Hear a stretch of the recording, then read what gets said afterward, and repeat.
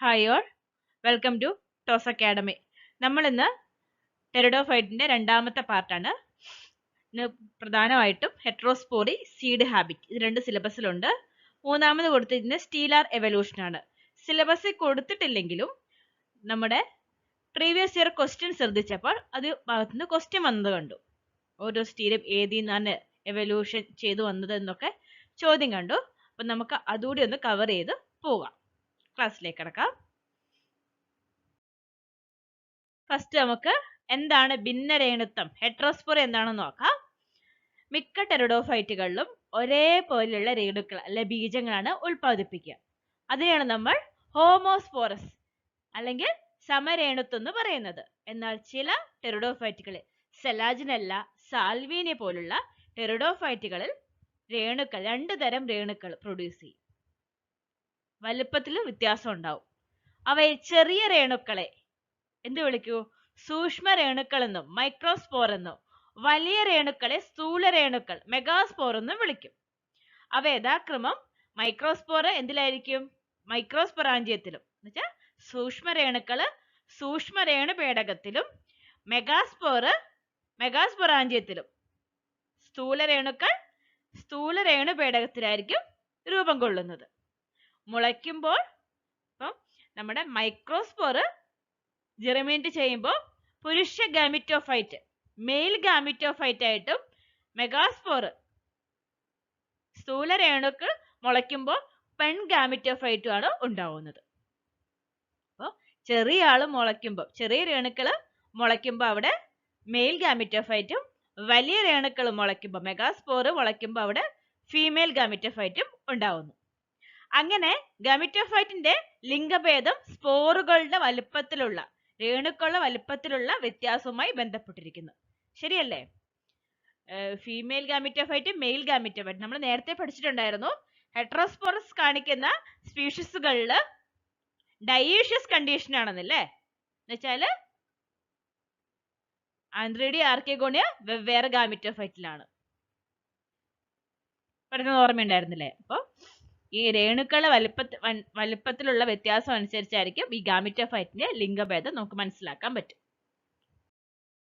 വലുപ്പത്തിലും ഘടനയിലും പ്രവർത്തനത്തിലും വ്യത്യാസമുള്ള രണ്ടു തരം ബീജങ്ങൾ അല്ലെ രേണുക്കൾ ഒരേ ചെടിയിൽ രൂപം കൊള്ളുന്ന ഈ പ്രതിഭാസത്തെ ഭിന്നരേണുത്വം, ഹെട്രോസ്പോറി എന്ന് പറയുന്നു.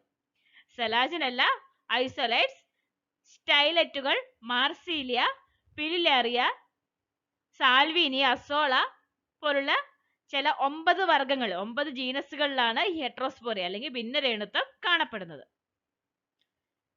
ഈ ജീനസുകൾ ചിലത് വിത്ത് സ്വഭാവം സമീപിക്കുന്നു. ഈ ജീനസുകളിൽ ചിലതിന് വിത്ത് സ്വഭാവം, അടുത്തൊരു അഡ്വാൻസ് ആയിട്ടുള്ള ഒരു ക്യാരക്ടറിസ്റ്റിക് ആണ്. നമ്മുടെ ആൻജിയോസ്പേമില് സീഡില്ലേ? അപ്പം ആൻജിയോസ്പേമില് സീഡ് തുടങ്ങുന്നതിന് മുമ്പ്, നമ്മുടെ ജിംനോസ്പേമില് സീഡ് ഉണ്ട് അല്ലേ? സീഡ് ഫ്രൂട്ട് ഇല്ലാന്നേ ഉള്ളൂ, സീഡ് ഉണ്ട് ജിംനോസ്പേമിന്, നേക്കഡ് സീഡ്സ് ഉണ്ട് അല്ലേ? അപ്പം ടെറിഡോഫൈറ്റിന്റെ ഈ സെലാജിനല പോലുള്ള ജീനസുകളിൽ മുതലേ ഈ സീഡ് ഹാബിറ്റ്, സീഡിന്റെ സ്വഭാവ രൂപീകരണമായിട്ട് ബന്ധം ഉണ്ടായിരുന്നു. അത് എവിടെയാണ് തുടങ്ങുന്നത്? ഹെട്രോസ്പോറിയുള്ള ജീനസുകളിലാണ്. ഭിന്നരേണുത്വം എന്ന പ്രതിഭാസം ഊനഭംഗത്തിന് മുമ്പോ ശേഷമോ വ്യത്യാസപ്പെട്ടിരിക്കുന്നു.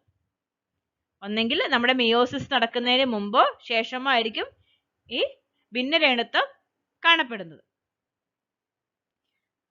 സെലാജിനലയിൽ ഇത് ഊനഭംഗത്തിന് മുമ്പ് വ്യത്യസ്തമാണ്.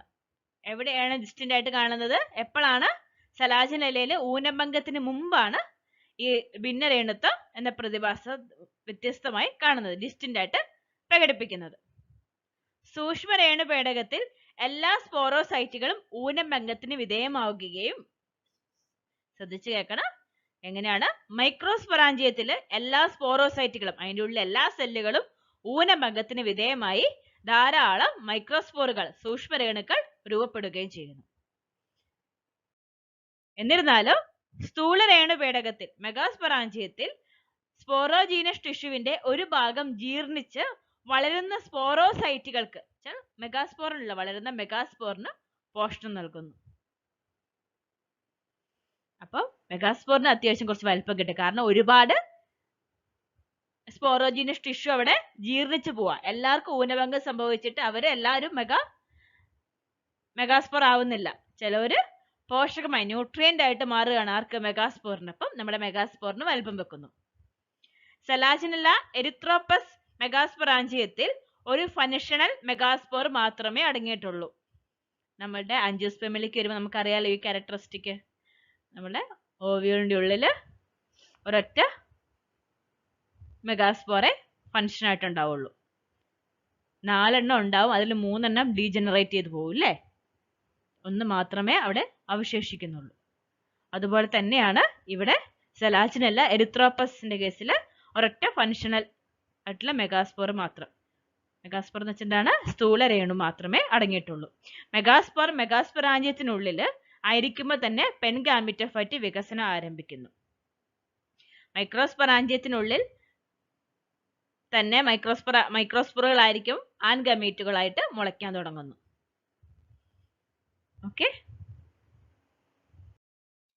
നമ്മൾ കഴിഞ്ഞ ക്ലാസ്സിൽ പറഞ്ഞിട്ടുണ്ടായിരുന്നു ഹെട്രോസ്പോറസ് അല്ലെ ഭിന്നരേണുത്വം കാണിക്കുന്ന സ്പീഷീസുകളിൽ ഗാമിറ്റോഫൈറ്റിന്റെ വികസനം എൻഡോസ്പോറിക് ആയിരിക്കും. ഓർമ്മയില്ലേ? വികസിക്കുന്ന ഗാമിറ്റോഫൈറ്റിലുള്ള പോഷകങ്ങൾ സ്പോറോഫൈറ്റിൽ നിന്ന് എടുക്കുന്നതാണ്.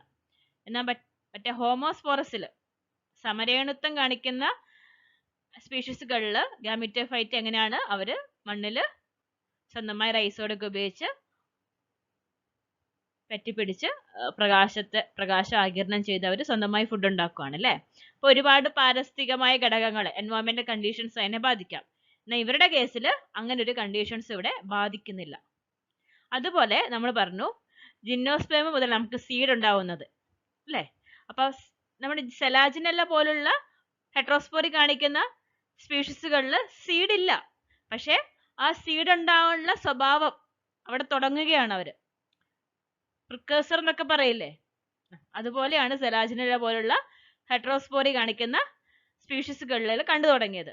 എന്തുകൊണ്ടാണ്? ബീജസങ്കലനത്തിന് ശേഷവും ഫെർട്ടിലൈസേഷന് ശേഷവും രേണുപേടകത്തിലും സ്പൊറാഞ്ചിയത്തിൽ തന്നെ സ്ഥൂല രേണു മെഗാസ്പോർ അവിടെ തന്നെ നിൽക്കുകയാണ്.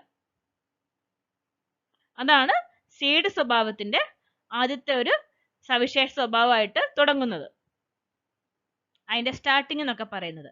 എന്നാൽ ടെറിഡോഫൈറ്റിൽ സീഡ് ഇല്ല, അറിയാലോ, വിത്തില്ലാത്ത വാസ്കുലാർ പ്ലാന്റ്സ് ആണ്, വിത്തില്ലാത്ത പൂവിടാത്ത വാസ്കുലാർ പ്ലാന്റ്സ് ആണ്. പക്ഷെ വിത്ത് സ്വഭാവം സ്റ്റാർട്ടിങ് തുടങ്ങുന്നത് ഇതുപോലുള്ള ഹെട്രോസ്പോറി കാണിക്കുന്ന നമ്മുടെ ടെറിഡോഫൈറ്റുകളിലാണ്. ഓക്കെ, അതാണ് ഹെട്രോസ്പോറിയും സീഡ് ഹാബിറ്റും തമ്മിലുള്ള വിത്ത് സ്വഭാവം തമ്മിലുള്ള ആ ബന്ധം എന്ന് പറയുന്നത്. അപ്പൊ ആ എക്സാമ്പിൾ സെലാജിനല്ല സാൽവീനിയൊക്കെ ഓർത്ത് വെക്കുക. അടുത്തായിട്ട് നമുക്ക് പഠിക്കാനുള്ളതാണ് ടെറിഡോഫൈറ്റുകളിലെ വിത്ത് സ്വഭാവം, സീഡ് ഹാബിറ്റ്.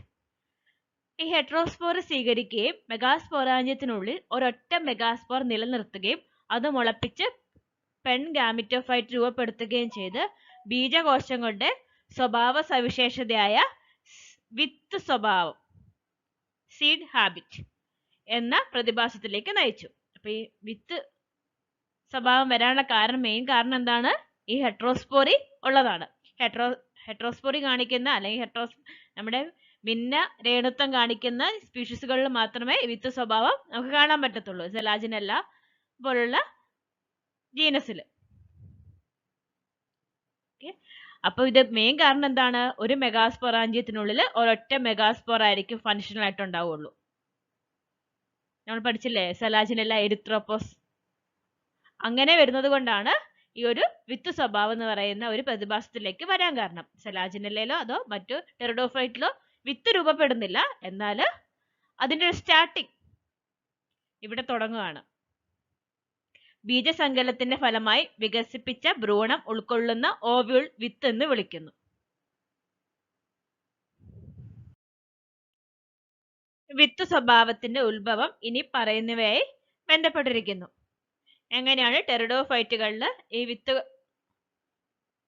വിത്ത് സ്വഭാവത്തിന്റെ ഉത്ഭവം ഉണ്ടായെന്നാണ്. അതിന് ഏറ്റവും മെയിൻ കാരണം ആരാണ്? ഹെട്രോസ്പോറി അല്ലേ? ഹെട്രോസ്പോറിയാണ് മെയിൻ ആയിട്ട് ഇതിന് കാരണം. ചില ജീനസുകളിൽ ഭിന്ന രേണുത്വം കാണിക്കാൻ തുടങ്ങിയത്. അതേപോലെ ഓരോ മെഗാസ്പൊറാഞ്ചിയത്തിലും ഒരു ഫങ്ഷണൽ മെഗാസ്പോറ ഉണ്ടാവുകയുള്ളൂ. ഓരോ സ്ഥൂല രേണു പേടകത്തിലും ഒരു സ്ഥൂല രേണുവേ ഉണ്ടാവുകയുള്ളൂ. ദെൻ മെഗാസ്പോറുകളുടെ നിലനിർത്തലും മുളയ്ക്കലും അണ്ഡത്തിന്റെ ബീജസങ്കലനവും. മെഗാസ്പൊറാഞ്ചിനുള്ളിൽ ബീജസങ്കലനം ചെയ്ത അണ്ഡത്തിന്റെ തുടർച്ചയായ ഭ്രൂണത്തിലേക്കുള്ള വികാസം. ഇത്രയും കാര്യങ്ങളാണ് സീഡ് ഹാബിറ്റുമായിട്ട് ബന്ധപ്പെട്ടിരിക്കുന്നത്. എന്നുവെച്ചാൽ മെഗാസ്പൊറാഞ്ചിയത്തിനുള്ളിൽ തന്നെ ബീജസങ്കലനം നടക്കുന്നു, ആ എംബ്രിയോ അതിന്റെ ഉള്ളിൽ തന്നെ വളരുന്നു, അവിടെയുള്ള ന്യൂട്രിയൻസ് ഒക്കെ ഉപയോഗിച്ച് വളരുന്നു. മനസ്സിലായോ? അപ്പൊ മെയിൻ ആയിട്ട് ഹെട്രോസ്പോറി, അതുപോലെ ഒരു മെഗാസ്പൊറാഞ്ചിയത്തില് ഒരൊറ്റ മെഗാസ്പോറ ഉണ്ടാവുള്ളൂ ഫങ്ഷണൽ ആയിട്ട്. അത് അതിന്റെ ഉള്ളിൽ തന്നെ നിലനിർത്തുകയും ചെയ്യും. ബീജസങ്കലനത്തിന് ശേഷവും അതിന്റെ ഉള്ളിൽ തന്നെ നിലനിർത്തി അതിന്റെ ഉള്ളിൽ നിന്നാണ് എംബ്രിയോ ആയിട്ട് ഡെവലപ്പ് ഒക്കെ ചെയ്യുന്നത്. ഓക്കെ, അപ്പൊ ഇവിടെ നിങ്ങൾ ആലോചിക്കേണ്ട എന്താണ് സീഡ് ഹാബിറ്റ്, അത് ഏതിലാണ് കാണിക്കാൻ തുടങ്ങിയത്, എന്താണ് അതിന്റെ പ്രത്യേകത എന്നൊക്കെയാണ് ഓർത്തു വെക്കേണ്ടത്. ഓക്കെ, ഞാൻ തുടക്കത്തിൽ പറഞ്ഞിട്ടുണ്ടായിരുന്നു സ്റ്റീലാർ എവല്യൂഷനെ കുറിച്ച്. ടെറിഡോഫൈറ്റുകളിലെ സ്റ്റീലാർ എവല്യൂഷനെ കുറിച്ച് സിലബസിൽ കൊടുത്തിട്ടില്ല. പക്ഷേ ലേറ്റസ്റ്റ് ക്വസ്റ്റ്യൻ പേപ്പർ 2022 ക്വസ്റ്റ്യൻ പേപ്പറിൽ 2 ക്വസ്റ്റ്യൻ ആണ് ടെറിഡോളജി വിഭാഗത്തിൽ നിന്ന് വന്നത്. അതിലൊരു ക്വസ്റ്റ്യൻ വന്നിരിക്കുന്നത് സ്റ്റീലാർ എവല്യൂഷൻ, സ്റ്റീലിനെ കുറിച്ചുള്ള ചോദ്യമാണ്. അതുകൊണ്ട് തന്നെ ഈ ഒരു ക്ലാസ്സിൽ നമ്മൾ ഈ ഒരു പോർഷൻ കൂടി ഉൾപ്പെടുത്തുകയാണ്. വാസ്കുലർ സസ്യങ്ങളുടെ തണ്ടുകളുടെയും വേരുകളുടെയും കേന്ദ്രകാമ്പ്, സെൻട്രൽ കോർ എന്ന് പറയുന്നതാണ് സ്റ്റീൽ അല്ലെങ്കിൽ വാസ്കുലർ സിലിണ്ടർ.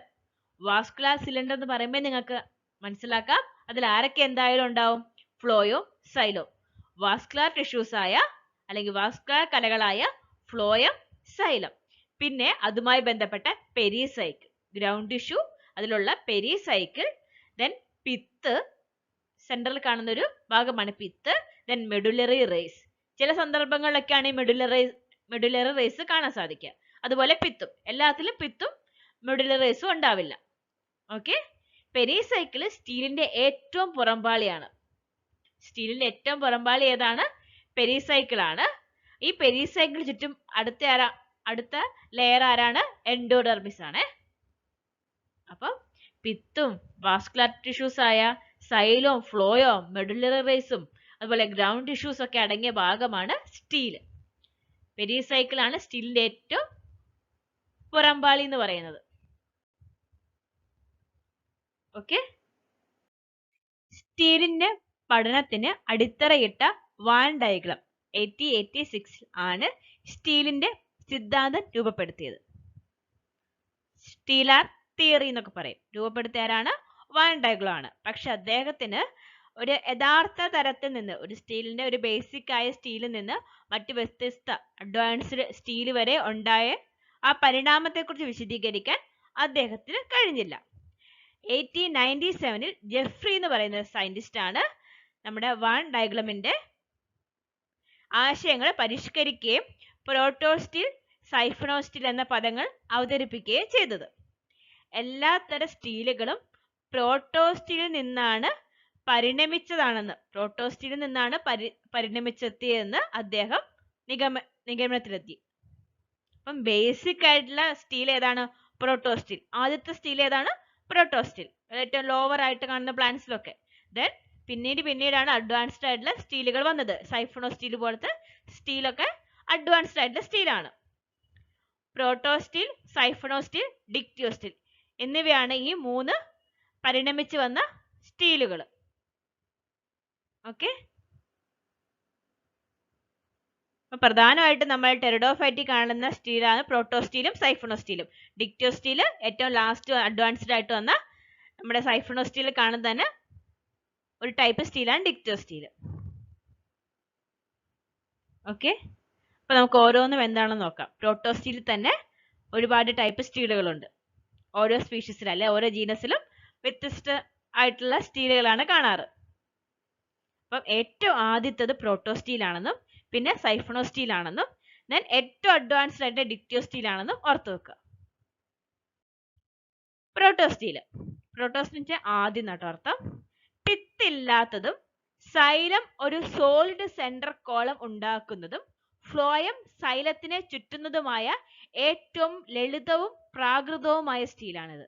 എന്ന് വെച്ചാൽ വേറെ ഒന്നുമല്ല, നമ്മുടെ പിത്ത് ഉണ്ടാവും എന്ന് പറഞ്ഞില്ലേ സ്റ്റീലില്, എന്നാൽ പ്രോട്ടോ സ്റ്റീലില് പിത്തില്ല. സെന്ററിൽ മൊത്തം എന്താണ്? സൈലം ആണ് സെന്റർ കോർ ആയിട്ട്. ദെൻ അതിന് ചുറ്റും ആരാണ്? ഫ്ലോയം. ഈ ഒരു മോഡലിനെയാണ് പ്രോട്ടോ സ്റ്റീൽ എന്ന് പറയുന്നത്.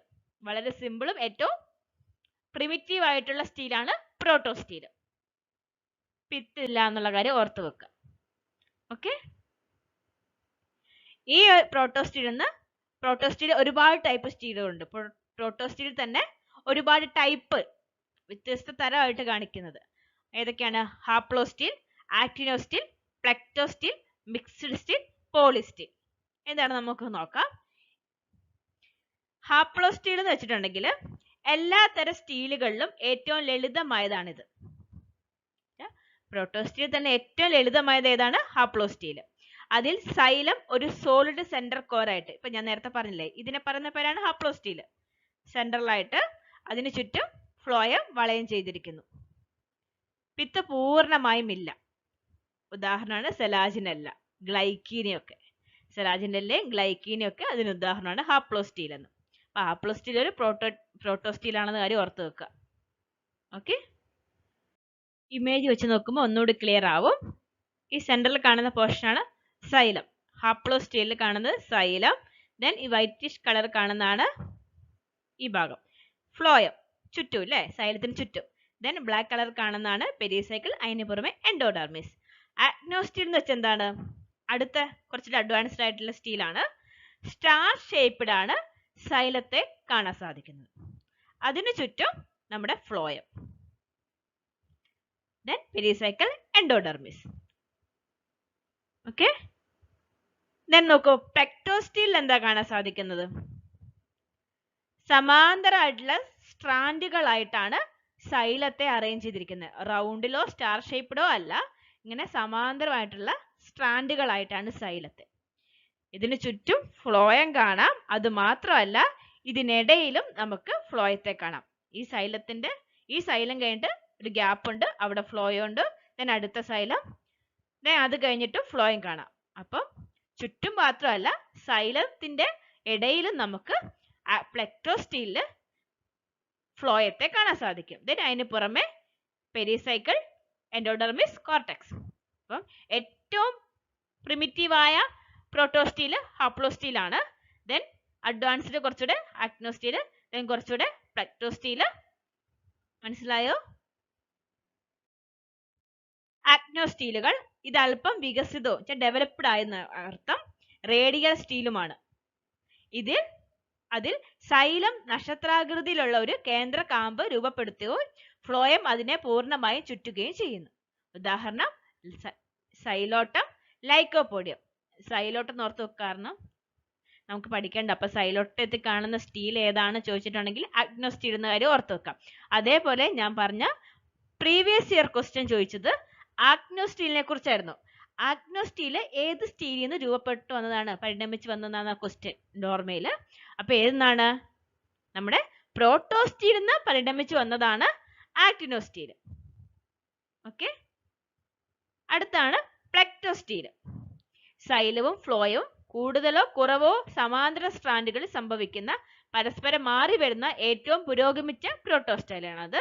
ദെൻ ഫ്ലോയം സൈലത്തിന് ചുറ്റും മാത്രമല്ല, സൈലം പ്ലേറ്റുകൾക്കിടയിൽ വിതരണം ചെയ്യുകയും ചെയ്യുന്നു.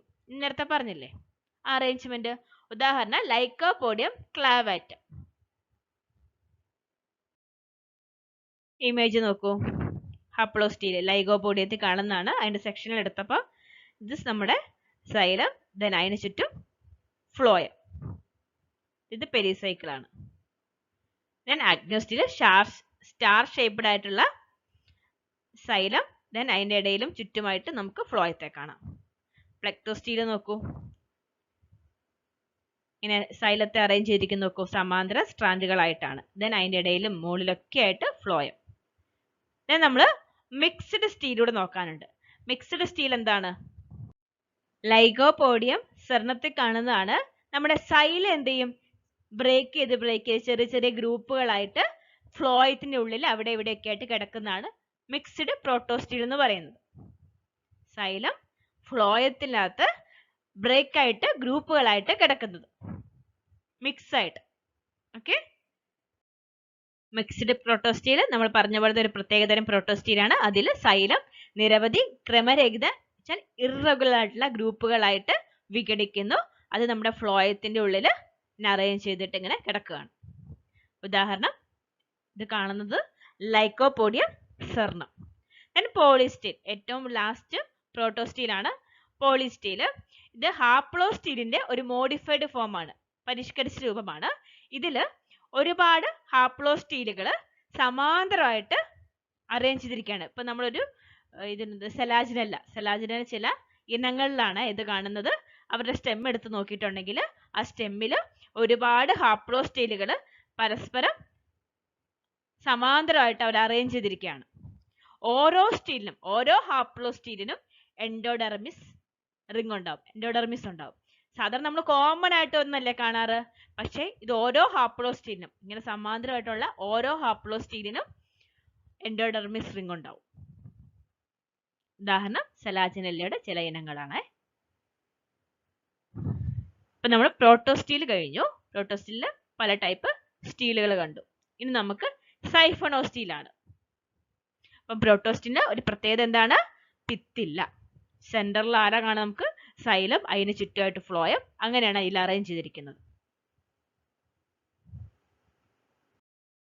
അടുത്തതാണ് സൈഫണോസ്റ്റീൽ.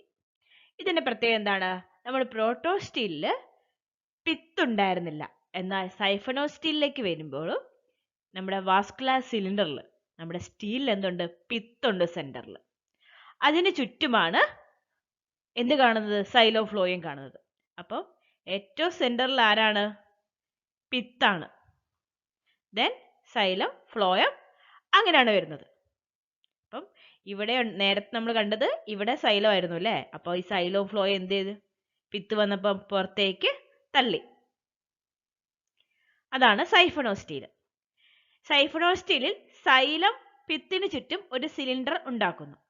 സൈലത്തിന്റെ ഇരുവശത്തും ഫ്ലോയം പലപ്പോഴും അതിനെ ചുറ്റിപ്പറ്റിയോ അല്ലെങ്കിൽ സൈലത്തിന്റെ പുറത്തോ ആയി കാണപ്പെടുന്നു. ഒന്നെങ്കിൽ പിത്ത്, ദെൻ സൈലം, ദെൻ അതിന്റെ ചുറ്റും എന്ത് കാണാം? ഫ്ലോയം. അല്ലെങ്കിൽ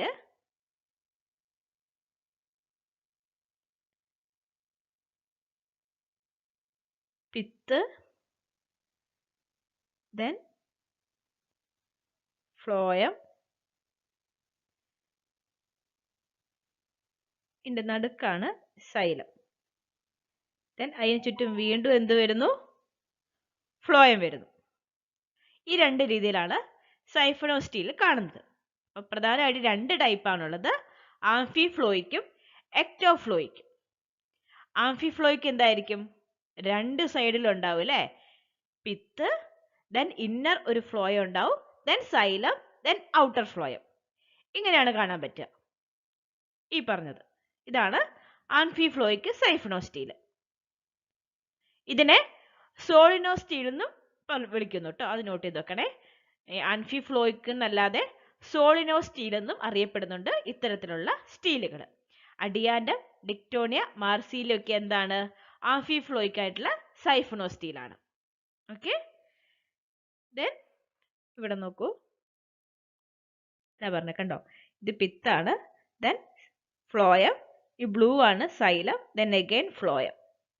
ഇതാണ് ആംഫിഫ്ലോയിക് സൈഫണോസ്റ്റീൽ. എന്നാൽ ഇവിടെ നോക്കൂ, എക്ടോഫ്ലോയിക്കില് പിത്ത്, നല്ല കട്ടിയിൽ സൈലം, ദെൻ അതിന്റെ പുറത്താണ് എന്തുള്ളത്? ഫ്ലോയം ഉള്ളത്. ഉള്ളിലില്ല, ഒരു സൈഡിലേ ഉള്ളൂ, പുറത്താണ്. അതാണ് എക്ടോഫ്ലോയിക് സൈഫണോസ്റ്റീൽ. മനസ്സിലായല്ലോ? അപ്പൊ എക്ടോഫ്ലോയിക് സൈഫണോസ്റ്റീൽ ഒസ്മുണ്ടയെ കാണുന്നു. ആംഫിഫ്ലോയിക് എന്തിലാണ്? മാർസീലിയ. മനസ്സിലായല്ലോ? ക്ലിയർ ആയോ?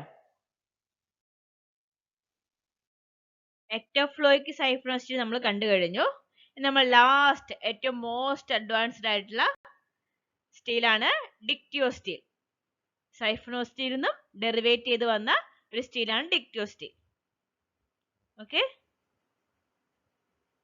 അതിലെന്താണ് പറയുന്നത്? സ്റ്റീല് വ്യത്യസ്ത വാസ്കുലർ സ്ട്രാൻഡുകളായി വിഭജിക്കുന്നു. ഇഴകളായിട്ടല്ലേ, വാസ്കുലർ ഇഴകളായിട്ട് വിഭജിക്കുന്നു. കാരണം എന്താണ്? ഈ ഒരു ഡെവലപ്പ് ചെയ്ത് വരുമ്പം ഇലയിലെ ട്രേസുകൾ ഉത്ഭവത്തിന് കാരണമാവും. അങ്ങനെ ഇലയിലെ ട്രേസുകൾ ഉണ്ടാവും തോറും അവിടെ ലീഫ് ഗ്യാപ്പ് ഉണ്ടാവും, ഇലയുടെ വിടവുകൾ ഉണ്ടാവും. അതാണ് സ്റ്റീലിനെ വെവ്വേറെ സ്റ്റാൻഡുകളായിട്ട് വിഭജിക്കുന്നത്. ഒന്ന് ഓർത്ത് വെച്ചാൽ മതി. ഏറ്റവും അഡ്വാൻസ്ഡ് ആയിട്ടുള്ള സ്റ്റീല് ഏതാണ്? ഡിക്റ്റിയോ സ്റ്റീലാണ്. സൈഫണോ സ്റ്റീലാണ് ഡെറിവേറ്റ് ചെയ്ത് വന്നത്. ഉദാഹരണം ടെറിസ്, ടെറീഡിയം, പോളിപോയിഡം, അതേപോലെ അസ്പ്ലീഡിയത്തിലൊക്കെ എന്താണ് കാണുന്നത്? ഡിക്റ്റിയോ സ്റ്റീലാണ്. ടെറിസ്, ടെറീഡിയം, അസ്പ്ലീഡിയം ഒക്കെ പോളിപോയിഡത്തിലൊക്കെ എന്താണ്? ഡിക്റ്റിയോ സ്റ്റീലാണ് കാണുന്നത്. ഓക്കെ, ക്ലിയർ ആയോ? ഇതാണ് ഞാൻ നേരത്തെ പറഞ്ഞ പ്രീവിയസ് ഇയർ ക്വസ്റ്റ്യൻ, സ്റ്റീലുമായി ബന്ധപ്പെട്ട പ്രീവിയസ് ഇയർ ക്വസ്റ്റ്യൻ. ഇതാണ്. ആക്ടിനോസ്റ്റീൽ എന്തിന്റെ പരിണാമമാണ്? എവിടെയാണ് നമ്മൾ ആക്ടിനോസ്റ്റീൽ പഠിച്ചേ? പ്രോട്ടോസ്റ്റീൽ ഇല്ലേ? പ്രോട്ടോസ്റ്റീലിൽ പെടുന്ന ഡിഫറെന്റ് ടൈപ്പ് ഓഫ് സ്റ്റീലുകളിൽ ഒന്നാണ് ആക്ടിനോസ്റ്റീൽ.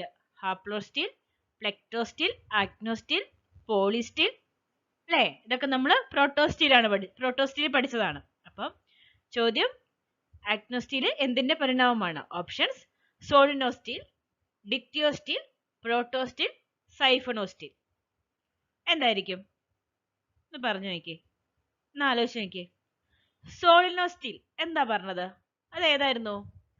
ആംഫിഫ്ലോയിക് സൈഫണോസ്റ്റീലിനാണ് നമ്മൾ സോളിനോസ്റ്റീൽ എന്ന് പറയുന്നത്.